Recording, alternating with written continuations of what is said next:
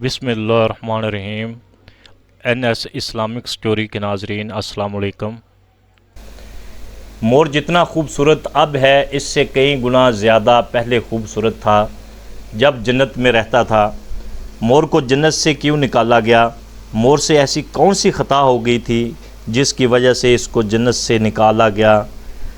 अल्लाह ताला ने जब हज़रत आदम अलैहिस्सलाम और अम्मा हवा को बनाया तो उनको जन्नत में भेज दिया और वो जन्नत में बहुत ही पुरसकून और मज़े से रहते थे।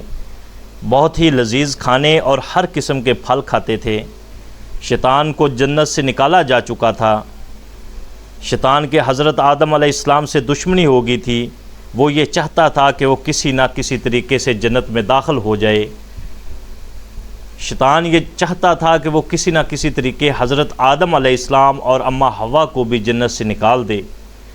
शैतान को ये ख़बर हुई कि हज़रत आदम अलैहिस्सलाम को तमाम मेवे फल खाने की इजाज़त है, लेकिन गंदम खाने की इजाज़त नहीं है। शैतान इंतकाम की आग दिल में लिए जन्नत के दरवाज़े के सामने बैठ गया। वो इस इंतज़ार में था कि कोई जन्नत के दरवाज़े से बाहर आए। वो 300 साल तक वहाँ बैठा रहा और एक दिन मोर जन्नत के दरवाज़े से बाहर आ गया। शैतान इसको देखते ही बहुत खुश हो गया।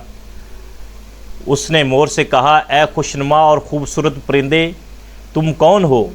मोर बोला, मैं मोर हूँ, अब तुम अपना तारफ़ करवाओ। शैतान ने जवाब दिया कि मैं आलम करूबिया का एक फ़रिश्ता हूँ। मैं अल्लाह पाक की इबादत से एक पल भी गाफिल नहीं हूँ।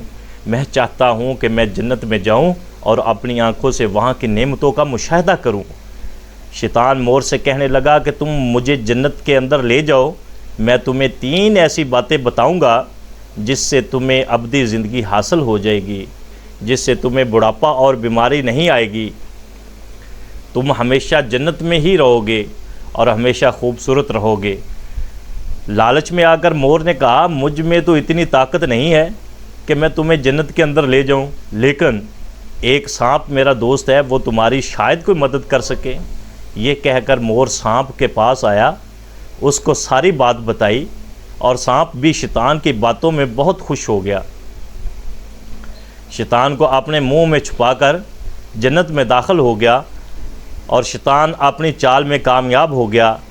जन्नत के तमाम निगहबानों को ये पता था कि शैतान अपनी चाल में कामयाब हो गया है और वो जन्नत में दाखिल हो गया है। फरिश्ते शैतान को जन्नत से निकालने लगे तो अल्लाह पाक का हुक्म हुआ कि इसको अभी तक जन्नत में ही रहने दिया जाए। फरिश्ते अल्लाह ताला के हुक्म से रुक गए।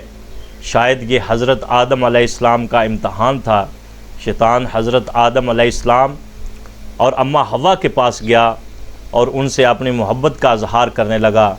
हज़रत आदम अलैहिस्सलाम शैतान को पहचान न सके थे क्योंकि शैतान की शक्ल माजी की निस्बत तब्दील हो चुकी थी।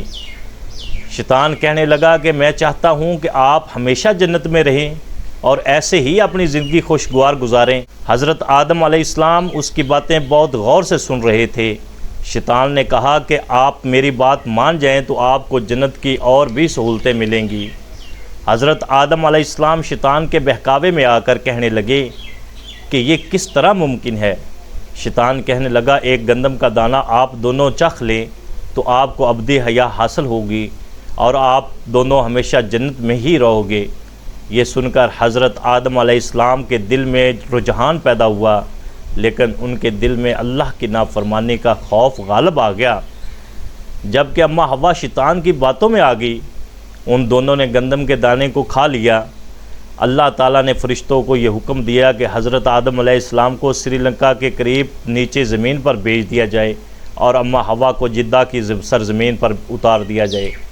शैतान को हज़रत आदम अलैहिस्सलाम को सजदा ना करने पर जन्नत से निकाला गया था। जिन खूबसूरत पाँव से मोर चल कर शैतान को अंदर लेकर आया था, मोर से वो खूबसूरत पाँव ले लिए गए और मोर को भी जन्नत से निकाल दिया गया। और सांप जिस मुंह में शैतान को लेकर अंदर आ गया था, उससे मुंह की खुशबू और पाँव भी ले लिए गए और सांप को भी जन्नत से निकाल दिया गया।